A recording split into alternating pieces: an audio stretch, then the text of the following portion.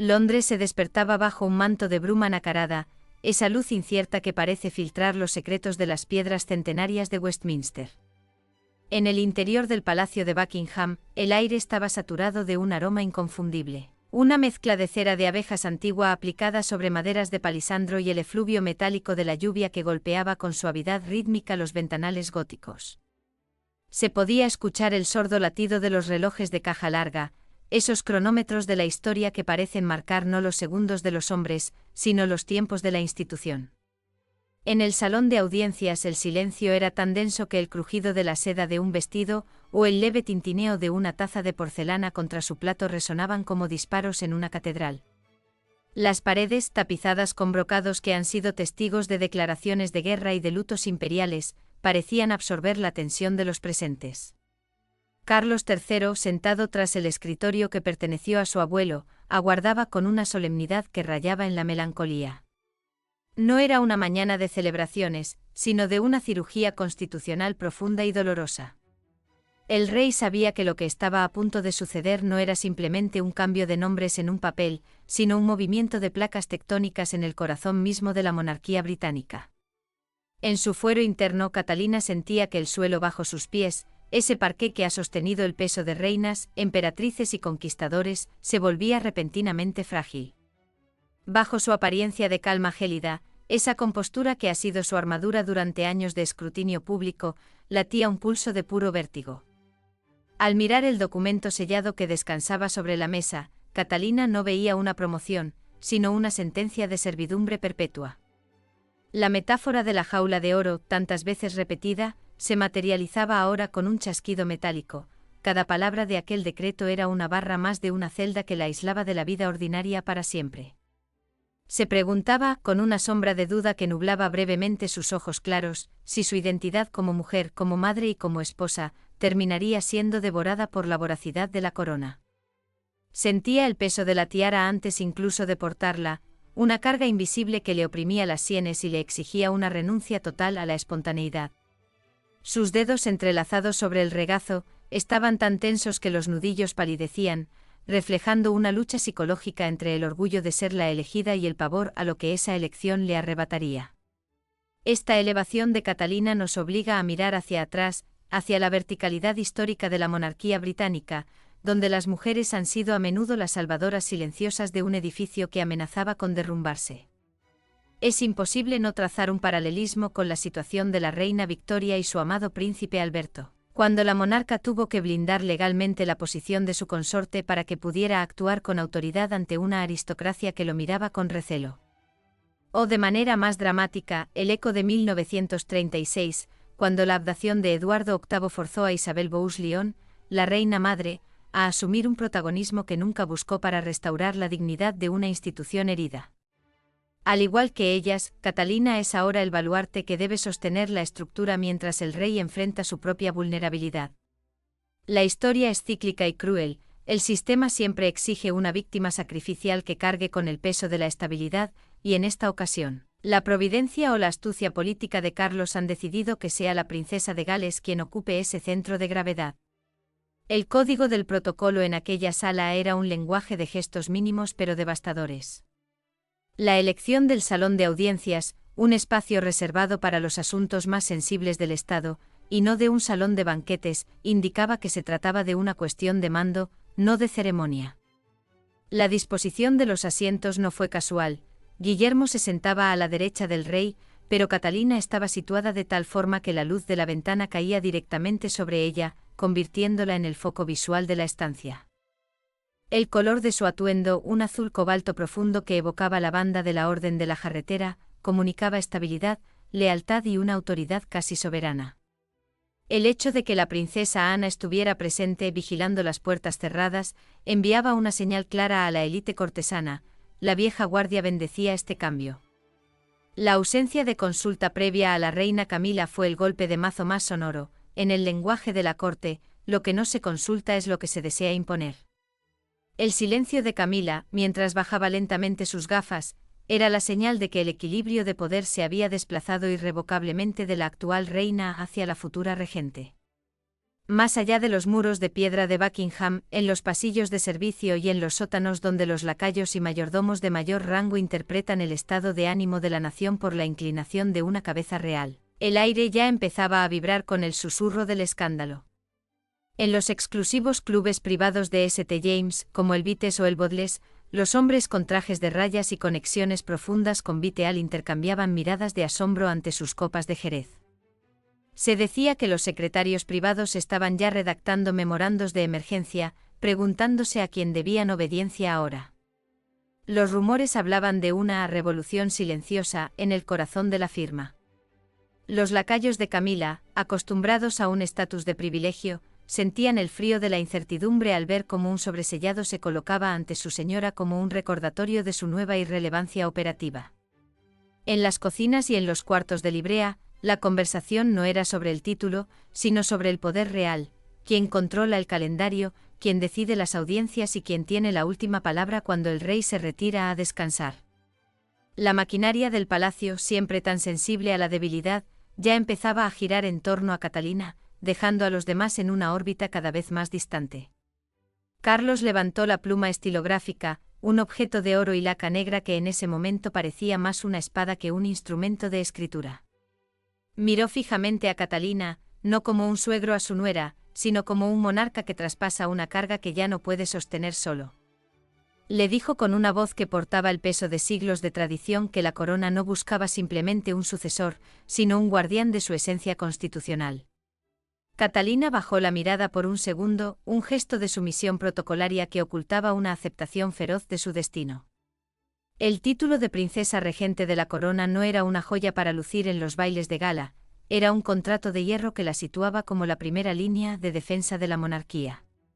Guillermo a su lado apretó los labios con una mezcla de orgullo y una punzada de culpa, sabía que este nombramiento salvaba a la institución, pero también comprendía que su esposa acababa de perder los últimos vestigios de su libertad personal.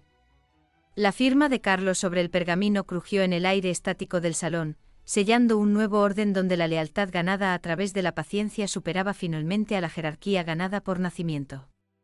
Mientras el rey depositaba el decreto sobre la mesa, el ambiente se volvió aún más denso. La reina Camila observaba el sobresellado que el ayudante de campo había colocado frente a ella, un objeto que parecía quemarle la vista. En ese sobre no había un mensaje de afecto, sino la constatación de que su esfera de influencia había sido acotada. Se trataba de una redefinición de su papel, un recordatorio de que en la monarquía, la supervivencia de la línea sucesoria siempre prevalece sobre los sentimientos del cónyuge. Catalina, sintiendo la mirada de todos sobre ella, comprendió que a partir de ese instante cada palabra suya sería analizada por el gobierno, por los diplomáticos extranjeros y por el personal de palacio como una orden directa del trono. La elevación de una mujer significaba el reposicionamiento de toda la familia, y en el silencio gélido de aquel salón de audiencias, el futuro de los Windsor dejó de ser una promesa lejana para convertirse en una realidad operativa y exigente. Es legítimo que la estabilidad de una nación exija el sacrificio total de la privacidad y la identidad de una sola mujer. ¿O es este el precio inevitable que la historia cobra a quienes habitan en la cima del poder? El aire en el castillo de Windsor, cuando la humedad del Támesis se filtra por las rendijas de las ventanas góticas, posee una cualidad casi mística. Un aroma que mezcla el moho noble de las piedras milenarias con la fragancia dulzona de la cera de abejas y el sándalo que impregna los tapices de la Orden de la Jarretera.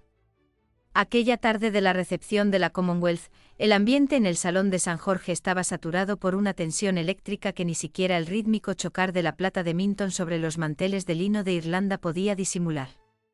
Se escuchaba el eco sordo de los pasos de los dignatarios sobre el parqué encerado, un sonido que para el oído atento del rey Carlos III parecía el tic-tac de un cronómetro dinástico que se agotaba. La luz del atardecer, filtrada por los vitrales que narran siglos de conquistas, arrojaba sombras alargadas y caprichosas sobre los rostros de los asistentes, creando una atmósfera de claroscuro digna de una pintura de Caravaggio. No era simplemente una reunión diplomática, era el escenario de un desorden incipiente, un fallo en la coreografía del poder que amenazaba con rasgar el velo de perfección que la monarquía siempre ha intentado proyectar hacia el mundo exterior. En su fuero interno, Carlos III sentía que el peso de la corona no era ya una metáfora, sino una presión física y agobiante sobre sus sienes, una jaula de oro cuyas barras se estrechaban con cada error administrativo de su personal. Observaba la escena con una melancolía profunda, sintiendo que su reinado, por el que había esperado 7 décadas, se deslizaba entre sus dedos como arena fina debido a las disputas territoriales de sus propios hogares reales. Se veía a sí mismo no como un monarca absoluto, sino como un director de orquesta que ha perdido el control de sus músicos, donde cada sección toca una partitura diferente por puro orgullo. La fatiga se acumulaba en las líneas de su rostro y el rey se preguntaba, con una sombra gélida de duda, si su madre, la reina Isabel II, habría permitido jamás que la estructura de mando se fracturara de manera tan visible. Sentía la soledad del trono con una intensidad desgarradora. Era el hombre que debía ser el eje del mundo y, sin embargo, en ese momento, se sentía el eslabón más frágil de una cadena que comenzaba a oxidarse bajo el peso de las ambiciones cruzadas de quienes debían servirle con una sola voz. Esta crisis en la estructura de mando nos remite de forma inevitable a una verticalidad histórica estremecedora, recordándonos que la monarquía británica es un palimpsesto de lealtades y traiciones donde la historia siempre vuelve a escribirse sobre los mismos errores. Lo que Carlos estaba presenciando en Windsor era un eco lejano pero nítido del Acta de Regencia de 1937, una ley nacida de las cenizas de la abdicación de Eduardo VIII y la fragilidad inicial de Jorge VI. En aquel entonces la institución comprendió que no podía permitirse el lujo de la improvisación ni de las voluntades divididas si quería sobrevivir a la tormenta. Al igual que en la era de la reina Victoria, cuando las camarillas cortesanas luchaban por el oído de la monarca tras la muerte de Alberto, Carlos se encontraba ante un abismo constitucional. La figura de la princesa Diana también revoloteaba en la memoria colectiva de los allí presentes, aquel momento en que la popularidad de una mujer eclipsó la autoridad de la corona, creando 2 cortes paralelas que terminaron por devorarse entre sí. La historia es cíclica, y el rey sabía que una monarquía dividida en facciones es una monarquía que ha comenzado su largo adiós a la relevancia nacional. El protocolo de la recepción era un código cifrado de gestos mínimos pero de consecuencias sísmicas para la élite que observa desde las sombras de Viteal. El hecho de que el discurso de bienvenida hubiera sido alterado sin la aprobación expresa del soberano no era un simple descuido de un secretario, era un acto de insurgencia política dentro del palacio. En el lenguaje de San Jaime, el orden de precedencia y la exactitud de las palabras son las únicas leyes que mantienen el caos a raya. El caos se manifestó cuando 2 delegaciones extranjeras fueron dirigidas a posiciones contradictorias, una señal de debilidad que los diplomáticos de la Commonwealth registraron con la precisión de un sismógrafo. El color carmesí de las carpetas de Estado, que tradicionalmente indica la urgencia de su contenido, contrastaba con la palidez de los ayudantes de cámara al descubrir que el rey no tenía ante sí el texto que había ensayado. Fue en ese instante de desorden protocolario cuando la inclinación de la cabeza de Catalina, apenas unos grados hacia su secretario privado, señaló el inicio de una intervención que salvaría el prestigio de la firma, pero que también marcaría el fin del antiguo equilibrio de poder entre las casas reales. Más allá de los muros de Windsor, en los pasillos alfombrados del Club Vites en St. James o en el silencio solemne del Athenaeum, el eco social de lo ocurrido comenzó a vibrar con una intensidad peligrosa. Los lacayos de mayor rango, esos guardianes de los susurros que leen el estado de ánimo de la nación en la tensión de una mandíbula real, hablaban en voz baja sobre la parálisis de la maquinaria del palacio. Se decía que en los comedores de la servidumbre el ambiente era gélido, con el personal de la reina Camila y el de los príncipes de Gales evitando incluso cruzarse las miradas. Los aristócratas británicos, que siempre huelen la sangre antes que nadie, discutían si el rey Carlos había perdido el control de su propia casa o si, por el contrario, estaba permitiendo este caos para justificar un cambio drástico en las leyes de la familia. Los rumores hablaban de llamadas telefónicas a altas horas de la noche entre asesores constitucionales y líderes del gobierno, todos preguntándose quién ostentaba realmente la autoridad cuando la sombra del rey se alargaba por los pasillos vacíos de Buckingham. Catalina, con una calma que recordaba a la serenidad casi sobrenatural de la difunta reina, se movió entre los invitados con la precisión de un escalpelo. Al encontrar el folder extraviado y corregir la línea de recepción de los delegados confundidos, no solo estaba arreglando un error administrativo, estaba ejerciendo una soberanía de facto que nadie le había otorgado oficialmente, pero que todos necesitaban desesperadamente. El momento en que colocó las páginas originales sobre el escritorio de Carlos aquella noche, tras la ceremonia, fue un duelo de silencios. El rey miró los documentos alterados y luego a su nuera, reconociendo en sus ojos no la ambición que Camila temía, sino la lealtad de acero que la corona requiere para no desmoronarse. Carlos comprendió que la contención de Catalina, su negativa a culpar a nadie abiertamente mientras revelaba la traición interna, era la prueba definitiva de que ella era la única persona capaz de sostener el centro del poder. El monarca, solo en su estudio con el aroma de la tinta fresca y el humo de su propia fatiga, tomó la pluma estilográfica y comenzó a redactar las primeras líneas del decreto de regencia, sabiendo que cada palabra era un clavo en el ataúd de la paz familiar, pero un escudo inexpugnable para la continuidad del trono. Esa noche el rey no dormía. La luz mortecina de su lámpara de banquero iluminaba el pergamino de alta gramaje mientras su mente repasaba las consecuencias de elevar a Catalina a la posición de princesa regente. Carlos sabía que al otorgarle el poder de representar al soberano y guiar las ceremonias mayores, estaba creando un nuevo centro de gravedad que atraería inevitablemente todas las miradas, dejando a los demás en una órbita cada vez más oscura. Sentía que al firmar ese documento estaba traspasando una parte de su alma institucional a la próxima generación, un acto de fe y de miedo a partes iguales. Se preguntaba si Guillermo sería capaz de soportar ver a su esposa convertida en el pilar del Estado antes de tiempo, o si la presión de la corona terminaría por asfixiar el amor que tanto les había costado proteger del escrutinio público. El tic-tac del reloj de caja larga en el rincón del estudio parecía confirmar su veredicto: el tiempo de las medias tintas había terminado, y el futuro de los Windsor, para bien o para mal, quedaba ahora sellado bajo la firma de un hombre que prefería herir a su esposa antes que dejar que su reino se hundiera en la confusión de una corte dividida. Es posible que la verdadera esencia de la monarquía no resida en la sangre heredada, sino en la capacidad de una sola persona para convertirse en el ancla emocional de una nación, incluso si eso significa destruir la paz de su propio hogar. El silencio que se instala en la biblioteca privada de Clarence House tras la caída del sol posee una densidad casi física, una cualidad de vacío que parece succionar el oxígeno de la estancia. No es el silencio reconfortante de un hogar, sino la calma gélida que precede a la firma de un tratado, o a la ruptura de una alianza centenaria. En el aire flota el aroma persistente del papel de Estado, ese olor a celulosa y tinta oficial que se mezcla con el rastro de la cera de abejas utilizada para abrillantar las estanterías de caoba, donde reposan las memorias de reyes que también tuvieron que elegir entre el afecto y el deber. Se puede escuchar el latido sordo del reloj de péndulo, una maquinaria que parece contar no los segundos, sino las gotas de poder que se escapan entre los dedos. La luz de la luna, filtrada por las cortinas de seda, dibuja patrones fantasmales sobre la alfombra de lana, mientras el rey Carlos III permanece de pie junto a una mesa de escritorio que ha visto pasar los secretos más oscuros de la dinastía. No hay secretarios privados, no hay damas de compañía, no hay pajes que suavicen el encuentro con su presencia protocolaria. En este santuario del poder, el ambiente está cargado con la electricidad de lo inminente. Un momento cinematográfico donde cada mota de polvo suspendida en el aire parece llevar el peso de una decisión constitucional que fracturará el corazón de la familia para siempre. Camila observaba el decreto sobre la mesa, ese pliego de papel de alta gramaje con el sello en seco de la Orden de la Jarretera, y sentía que su propia piel se enfriaba bajo el peso de una invisibilidad repentina.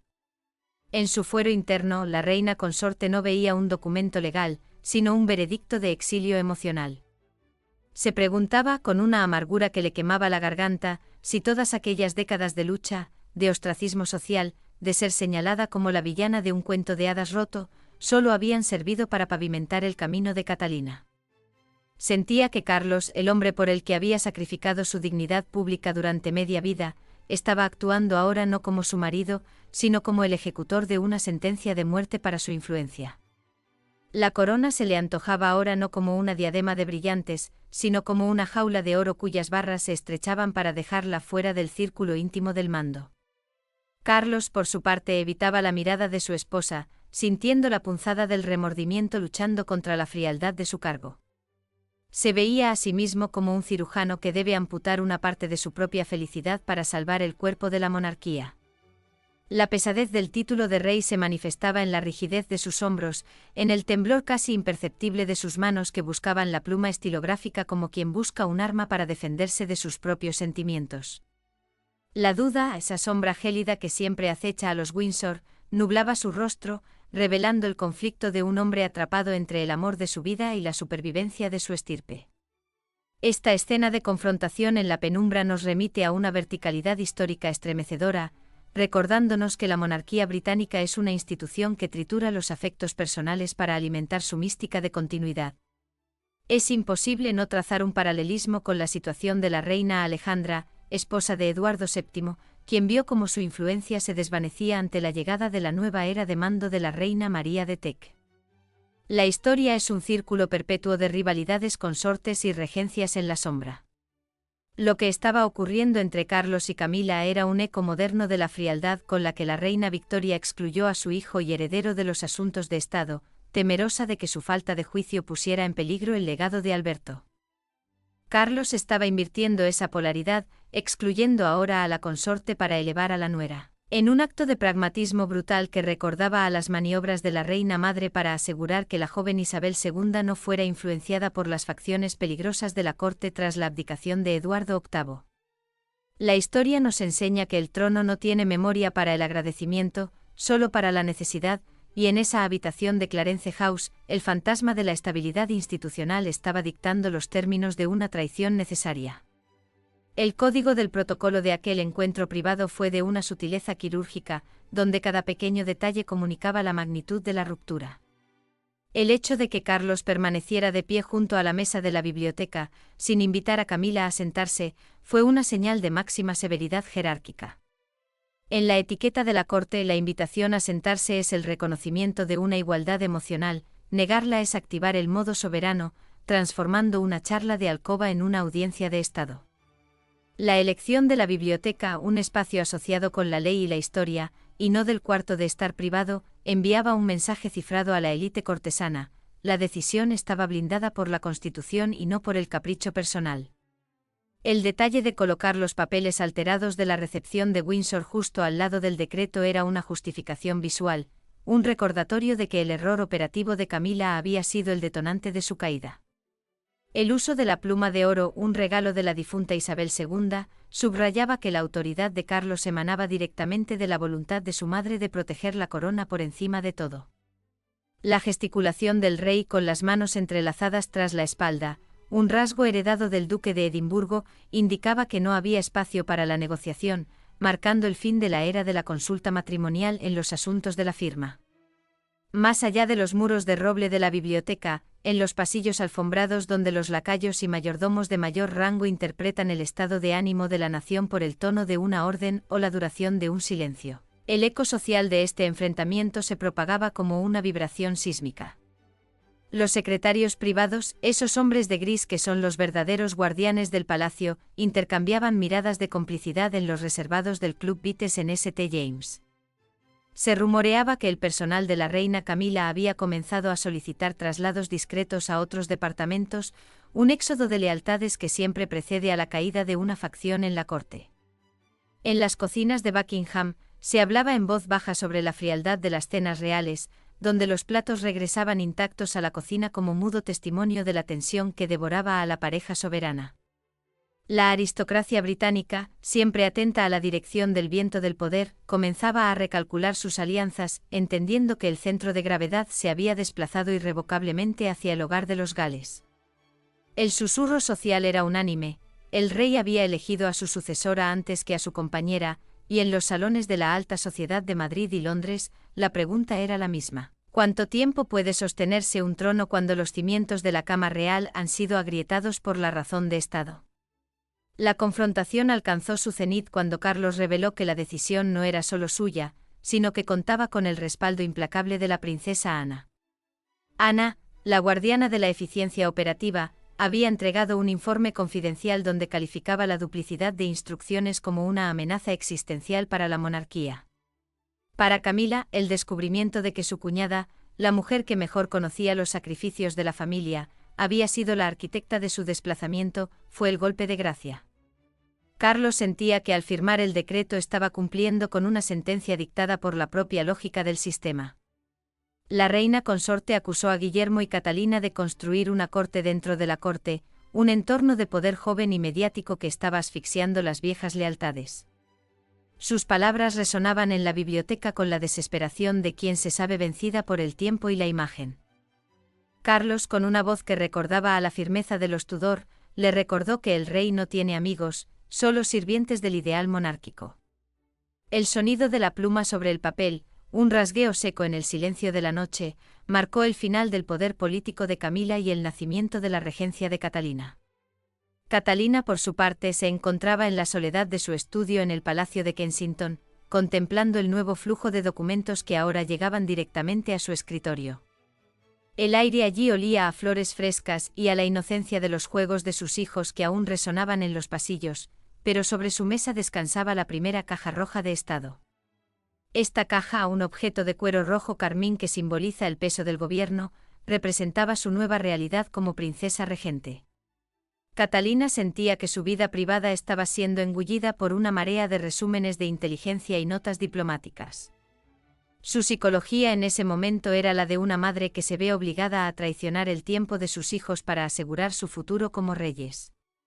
Se preguntaba si Guillermo la miraría de la misma manera ahora que ella poseía una autoridad que emanaba directamente del rey, independiente de su matrimonio. La duda de si el poder terminaría por marchitar el afecto que los unía se instaló en su mente como una niebla persistente. Sentía que la corona no era un honor, sino una carga de responsabilidad que la obligaría a ser juez y parte en las disputas familiares, una posición de una soledad casi insoportable. Este cambio en el flujo de la información es un movimiento de tierras constitucional. El hecho de que la princesa de Gales reciba ahora briefings de seguridad antes que otros miembros de la familia real rompe siglos de tradición jerárquica. Catalina, al aceptar el mando, estaba salvando a la institución de la parálisis, pero también estaba aceptando convertirse en el blanco de todas las envidias cortesanas. Su instrucción de rastrear cada briefing alterado fue su primer acto de soberanía técnica, una señal para todo el personal de palacio de que la nueva regente no toleraría la deslealtad oculta tras la burocracia. En el código del protocolo, que un subordinado dude antes de dirigirse a ella con su nuevo título es una señal de la fricción que el cambio ha provocado. Catalina, con una elegancia que ocultaba una voluntad de hierro, desarmó al cortesano con una frase cargada de intención: su papel no era castigar, sino clarificar. Era la voz de una reina que ya sabe que el mando se ejerce con la palabra justa y la mirada firme, preparando el terreno para una era donde la eficiencia de los Gales sería la única ley reconocida en los pasillos de Buckingham. El eco social de estas primeras decisiones de Catalina fue inmediato. En los departamentos de comunicaciones y en las oficinas ceremoniales, el ambiente pasó del asombro al respeto vigilante. Se decía que la princesa Ana vigilaba cada movimiento desde la sombra, asegurándose de que la nueva estructura de mando no fuera saboteada por los restos de la facción de la reina consorte. En los círculos gubernamentales de Viteal, los ministros celebraban la llegada de una interlocutora clara y disciplinada. Sin embargo, el coste humano seguía siendo la moneda de cambio. La imagen de Catalina recibiendo la caja roja, captada por una cámara de seguridad interna y comentada por el personal, se convirtió en el símbolo de la nueva monarquía, una mujer joven, profesional y profundamente consciente del sacrificio que estaba realizando.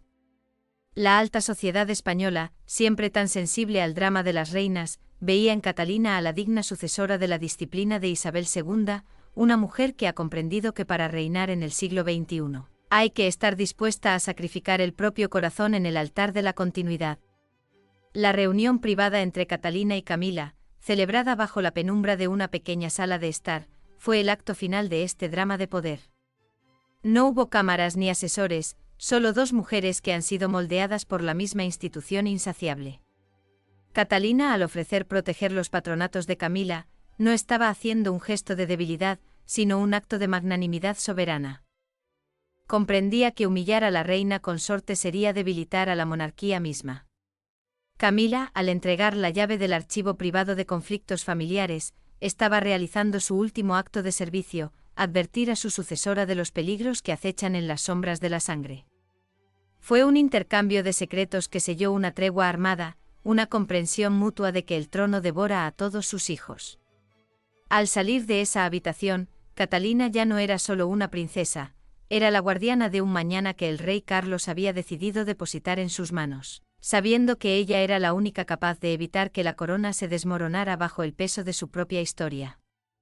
Es posible que la verdadera grandeza de una líder no resida en la cantidad de poder que acumula, sino en la compasión con la que trata a aquellos que han sido derrotados por el implacable avance del tiempo y la tradición.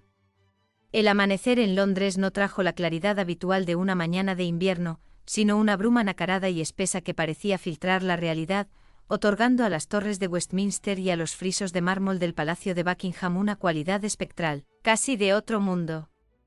En las redacciones de Fleet Street y en los estudios de televisión que miran hacia el Támesis, el aire vibraba con el rugido metálico de las rotativas y el frenesí de los teclados. Ese sonido ancestral que en la capital británica marca el pulso de la historia cuando ésta decide acelerarse. Se podía oler el aroma acre de la tinta fresca y el papel húmedo de los periódicos que salían a la calle en furgonetas veloces, llevando consigo un titular que muchos consideraban imposible apenas 24 horas antes.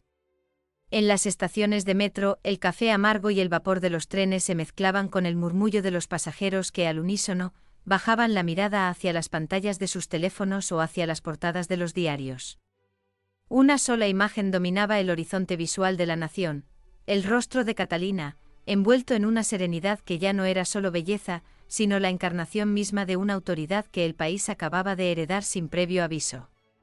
Catalina se encontraba en sus aposentos privados, observando la televisión encendida pero con el volumen silenciado, sintiendo que la mujer que aparecía en la pantalla, aquella figura impecable que saludaba desde las portadas, era alguien distinto a ella misma. En su fuero interno, la nueva princesa regente experimentaba una disociación casi dolorosa, sentía que su identidad privada estaba siendo devorada, centímetro a centímetro, por la iconografía del Estado. No había alegría en su pecho, sino una pesadez gélida, la comprensión de que su nombre ya no le pertenecía a sus hijos ni a su marido, sino a la liturgia de un país que exige perfección a cambio de supervivencia. Se preguntaba si George, al verla en las noticias, entendería que su madre había aceptado este blindaje constitucional para evitarle a él la orfandad de un trono en ruinas. La jaula de oro que hasta entonces había tenido puertas entreabiertas hacia la normalidad doméstica, se había cerrado con un candado de ley y deber, y Catalina sentía el frío del metal contra su propia alma. Guillermo, a su lado, la observaba con una mezcla de orgullo y una culpa abrasadora. Él sabía que al permitir que su padre firmara el decreto, estaba condenando a la mujer que amaba a una soledad institucional que él mismo aún no había tenido que habitar por completo. Esta transformación pública de Catalina nos obliga a trazar una verticalidad histórica con la coronación de 1953, cuando una joven Isabel II tuvo que aprender que el símbolo es siempre más importante que la mujer. Sin embargo, el paralelismo más inquietante reside en la figura de la reina María de Teck, la abuela de la actual estirpe, quien tras la abdicación de 1936 se convirtió en el eje de acero que sostuvo la moral de la nación. Al igual que María, Catalina ha sido llamada a ser la regente moral de una monarquía que teme su propia fragilidad. La historia es un palimpsesto que nos muestra cómo, en los momentos de máxima incertidumbre, la corona británica recurre instintivamente a la disciplina femenina para sanar sus heridas. Lo que el mundo veía esa mañana era la respuesta del siglo XXI a la crisis de identidad de los Windsor, una regencia técnica que colocaba a la consorte en el epicentro del mando. Un movimiento que ni siquiera la reina Victoria se atrevió a formalizar con Alberto por temor a la reacción de un parlamento que desconfiaba de las manos que no llevaban la sangre de los reyes, aunque llevaran la sabiduría de los estadistas. El protocolo del anuncio oficial fue una obra maestra de la semiótica palaciega, donde cada segundo de metraje y cada centímetro de espacio físico comunicaban una verdad que las palabras no se atrevían a pronunciar. La aparición del estandarte real en los kioscos de prensa, mostrando a Catalina con el decreto sellado bajo el titular "El rey elige", fue la primera señal de que el sistema ya había aceptado el cambio. En la etiqueta de la corte, la disposición de los miembros de la familia en la ceremonia pública posterior fue el golpe de gracia para la antigua jerarquía. Carlos III ocupaba el centro, pero su decisión de dar un paso atrás, dejando a Catalina sola en el foco de las cámaras mientras Guillermo y Camila se mantenían en una periferia calculada, fue un mensaje cifrado para la élite de Viteal. En el código de palacio, el soberano que cede el espacio central está declarando una transferencia de confianza operativa.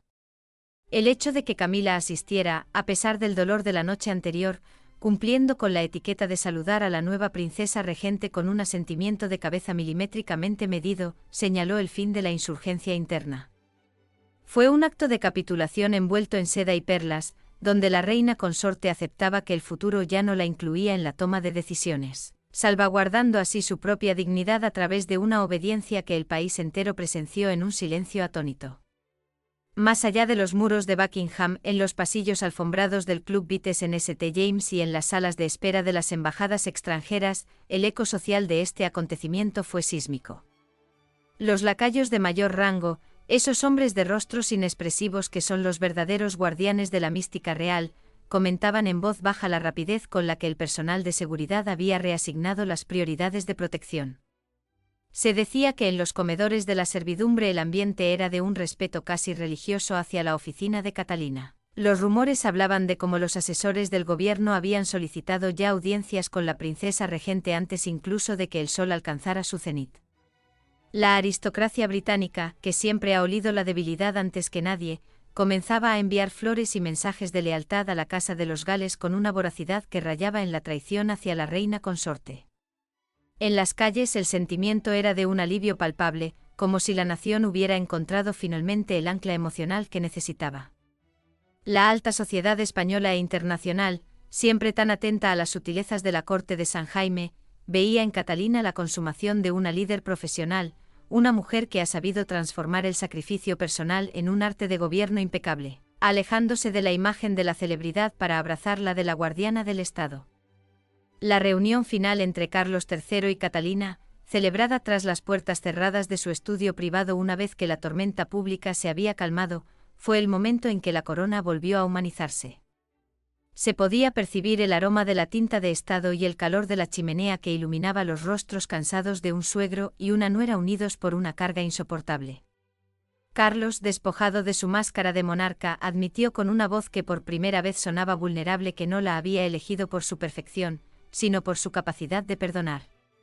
En su diálogo interno, el rey sentía que al fin había logrado cerrar la brecha que su propia madre había dejado abierta, la de una familia que se comunica a través de afectos en lugar de decretos. Le confesó que la verdadera autoridad no reside en el mando, sino en la negativa a usar el poder para la venganza. Catalina, al escuchar estas palabras, sintió que el resentimiento que había albergado por la imposición del cargo empezaba a disolverse.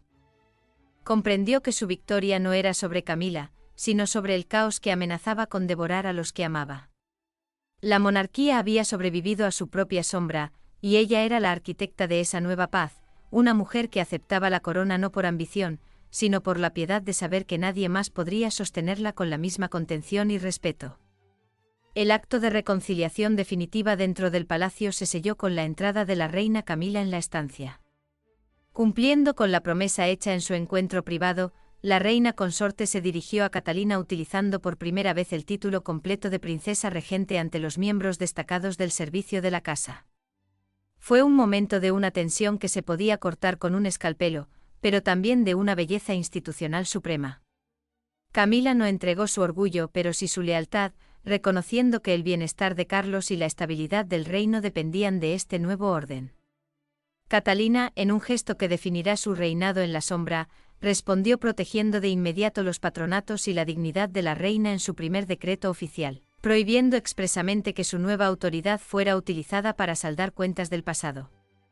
El mensaje para el personal de palacio y para la nación fue claro: la era de las rivalidades cortesanas había terminado, dando paso a un triunvirato de servicio donde la princesa regente actuaría como la mediadora suprema. La monarquía británica había cambiado de piel una vez más, transformando una crisis de sucesión en una fortaleza legal y emocional que garantizaba que, pasara lo que pasara, la corona siempre encontraría una cabeza firme y un corazón disciplinado donde descansar. Al apagarse las luces de Buckingham aquella noche, quedó claro que Carlos III había hecho mucho más que cambiar un título. Había asegurado la supervivencia de la firma para la próxima generación. Catalina ya no era solo la esposa del heredero, ni la madre del futuro rey, se había convertido en la guardiana del presente, una mujer que habitaba el centro del poder con la misma naturalidad con la que antes habitaba su vida privada. Guillermo, al tomar su mano en la oscuridad de su dormitorio, sintió que ya no estaba ante la mujer que conoció en Saint Andrews, sino ante la piedra angular de su propio destino. La orden de emergencia era ahora una realidad vivida, un contrato de sangre y deber que mantendría a los Windsor unidos frente a las tormentas del siglo XXI. Catalina, al cerrar los ojos, no veía ya la jaula de oro, sino el horizonte de un país que confiaba en su juicio, aceptando que su sacrificio personal era el cimiento sobre el cual se construiría la paz de su familia y la eternidad de una corona que ella, por encima de todos, había aprendido a proteger del propio ego de quienes la portan. Es legítimo que la supervivencia de una institución milenaria exija que una mujer renuncie a su identidad personal para convertirse en el escudo emocional de una nación, ¿o es este el acto de mayor generosidad que un ser humano puede ofrecer a la historia?